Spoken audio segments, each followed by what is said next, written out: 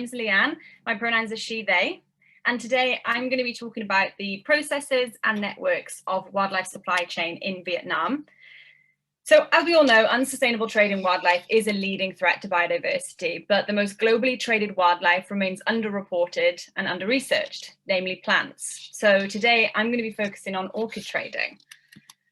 So first of all, why should we even care about orchids in the first place? And as you can see, of the Appendix 1 and 2 of CITES, orchids make up approximately 70% of all the listed species, with whole genuses protected from commercial trade, as it's recognised as a significant threat to their ability to survive in the wild. Yet, with such little research currently focusing on orchids, the extent of the impact of trading is largely quite unknown. So what do we know so far? We know that basing our interventions in wildlife trading on assumptions about trade dynamics have quite a low success rate. We know that of the research that's been carried out so far, little has actually been focused in Vietnam. Mostly it's focused in Thailand, Myanmar and Laos, but there is a lot of anecdotal evidence that orchid trading is very common in Vietnam. We just don't know much about it. And we also know that CITES is in place for international trade, but domestic trade in Vietnam is largely unaccounted for. So what do we need to know? We need to understand who engages in the trade and the processes by which they engage. We need to understand what motivates people to engage in the trading, and also the characteristics and the size of the trade, so we can work out what the size of the problem may be. So for my, let's just make sure I'm going to the next slide. Yeah. So this research that I'm going to talk about today was focused in northern Vietnam in these 3 study sites. So I was focusing in on Hanoi, which is the densely populated capital city. Then number 6 down there is Hanam, which is a lowland province to the south of Hanoi, and also Cao Bang up in the north on the border of China. So, so make sure these are changing. To begin understanding the trade, I used semi-structured interviews with key informants. And I conducted 24 interviews with 4 different types of participants. And then I used the thematic analysis to pull out the themes from the data and piece it all together.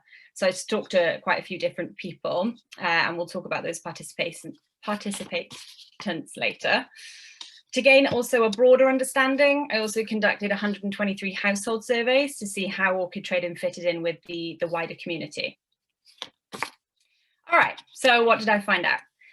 So I was able to identify from the data 5 groups of actors that participate in the orchid trade. So these groups, it's important to remember, they're not mutually exclusive.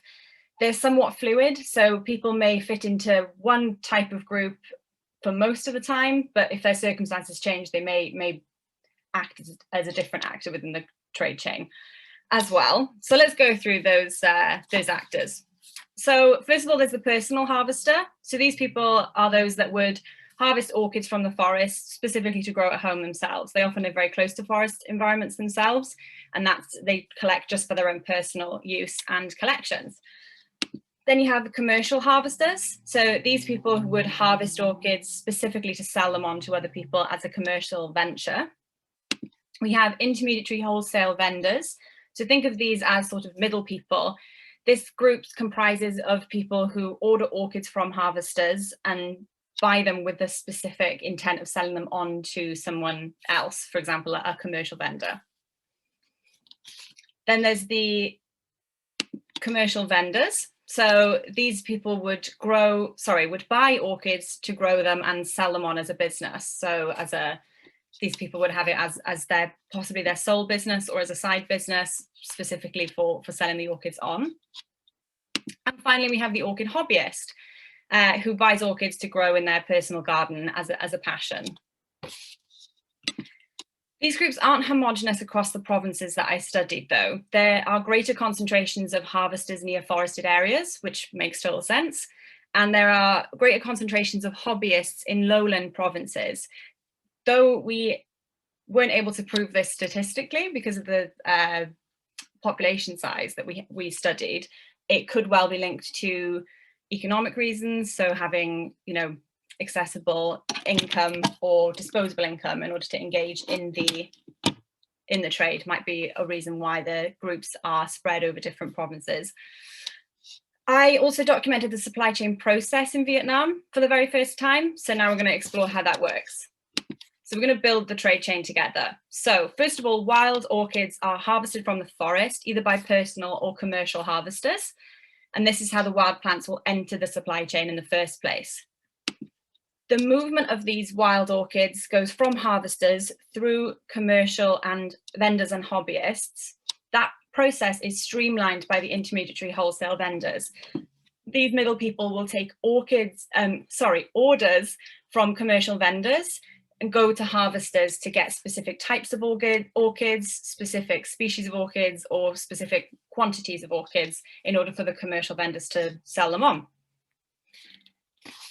With regards to international trade, I didn't find evidence of large-scale international export of orchids from commercial vendors, but instead I did find evidence of face-to-face trading with international buyers who order species and then may transport them across international borders themselves. Next, we'll have a quick look at the platforms for sale. So whereabout in Vietnam can you find these orchids for sale? There are three main locations of trades. You've got marketplaces, such as the background image displays, orchid shows, which are more formal events where people come specifically to buy and sell orchids. There may be prizes on offer for the best orchids and such. We also have those in the UK. And also the internet and social media plays a really big part in this trade within Vietnam. So let's have a chat now about how these fit into the supply chain. Harvesters and intermediary vendors will transport their orchids to marketplaces where commercial vendors may buy them. Commercial vendors will often sell their orchids at formal orchid shows, and they'll also use the internet to advertise their orchids and facilitate sales. So that's a really big part of how people communicate within the community and how orchids might move from person to person within the trade. And then finally, let's have a look at the end consumer of the trade chain. Orchid hobbyists get their orchids from a range of different sources. So they may engage in opportunistic harvests themselves from forested areas. That didn't happen very often, but a number of people did say they were willing to do so if the opportunity arose. They buy directly from personal commercial harvesters in person if they know of them or if they're in the area where those people operate. They'll also buy from marketplaces themselves or orchid shows, and they'll buy from commercial vendors directly as well, or via the internet. So these orchid hobbyists are people who tend to consume most of the advertising online to facilitate trade, and they'll also advertise themselves online. So there's a bit of cyclical trade there. There's also cyclical trade amongst orchid hobbyists. This didn't tend to be for large profit margins, but more so for keeping the culture alive or trying to get new young people interested in the trade. They may swap different species or swap rare cuttings, for example. So that's what the trade chain looks like. Now let's have a look at why people engage in the trade. So the trade chain is driven by a demand for beautiful, rare, wild plants. There's a really strong preference for wild plants, with over 50% of respondents explicitly stating that people prefer wild plants to those that might be artificially propagated. Rarity is also another important factor, with rarer plants fetching a much higher price, which contributes to trading being economically a viable livelihood for a number of vendors, and why they want to buy wild plants rather than have a nursery where they might artificially propagate them. If you can see the picture behind this slide, they're all wild plants that have been collected. None of those have been propagated in that greenhouse. They're just kept there before they can be sold.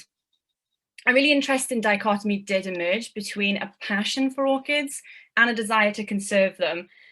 Many respondents did recognise that wild orchids are becoming rarer, but they still have a desire to buy these rare plants as though buying them would conserve them. So a lot of people believe that by buying these orchids, taking them out of the forest and keeping them safe in a garden, they're actually conserving the orchids, because if they were left in the forest and the forest disappeared, then so would the orchid species. So there's a really interesting theme that came out there amongst the community of orchid growers.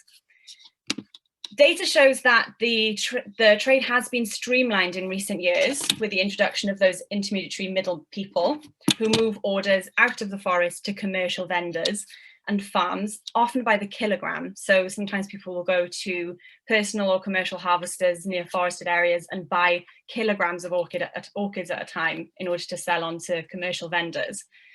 The negative impact of this rapidity in the supply chain has been documented. For example, in the case of this orchid here, Paphiopedilum canii, over 99% of its entire known population was collected within 6 months of its description because it was so that highly valued within the commercial trade. This combination of efficient supply chains and a demand for rarity and wild plants is likely to lead to the overharvesting to be replicated across a number of different orchid species, some of which might not have been described by science yet, and many of which are endemic to places like Vietnam. So once they're gone, they really are gone forever. I found that commercial traders were willing to trade with international buyers, despite acknowledging that this might be illegal under CITES legislation. And this could become an avenue for laundering illegally collected wild plants into legally cultivated plants in international markets. And this is something that really needs to be looked into further, because it very well could undermine sustainable legal trade in the future. However, CITES legislation actually only accounts for this little portion of the trade here circled in red. Domestic trade in Vietnam actually accounts for the majority of the demand. And this evidence really highlights the importance of that, because CITES legislation doesn't touch that. Domestic legislation is what covers that. And so policing this trade is really, really difficult, because illegal and legal trade runs in parallel. And so it's through understanding this domestic trade and its complexities that we can begin to understand how we can increase its sustainability and have an impact that goes beyond the reach of CITES legislation. There is plenty of reason for optimism when it comes to this, though. There's a genuine desire to conserve orchids in Vietnam. It's just currently being misdirected into a demand for those orchids to keep them safe so that they don't fall victim to deforestation. So it's part of a much wider problem in conservation too. And this study really demonstrates the opportunity to develop more diverse approaches to sustainable legal trade. But ultimately, bold, multi-dimensional strategies must be adopted. And the plant trade really must be taken more seriously and granted the attention it deserves as a major and growing threat to conservation. This is a really long list of literature, which you are welcome to ask me for if you'd like, but you definitely don't have to read right now. And the paper that Carol was talking about earlier, if you wanted to read that, it's a sort of a history of plant blindness and why it's important to talk about in conservation. And please keep an eye out for this research soon to be published. It's in review at the moment. And if you want to contact me at all on any of these, then please feel free to do so. I'm more than happy to discuss this further. If anyone has any more insights, I look forward to the discussion later too. Thank you.